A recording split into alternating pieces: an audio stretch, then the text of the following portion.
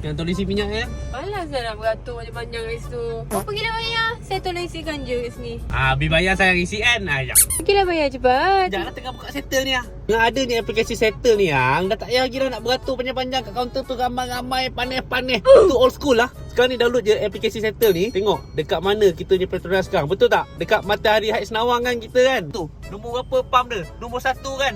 Tekan je purchase fuel. Lepas tu pump nombor 1. Berapa ringgit kita nak isi? Sekarang ni kalau kita macam ni RM10 kan.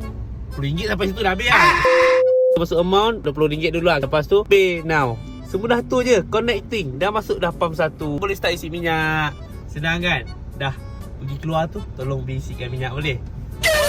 Panas yang. Mana cik? Kalau macam tu bagi saya buat YC. Siap dapat lagi mesra point. Baik tak baik?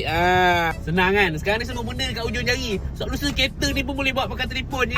Yelah yang tak payah susah nak pergi kaunter dah. Baru bantap woi.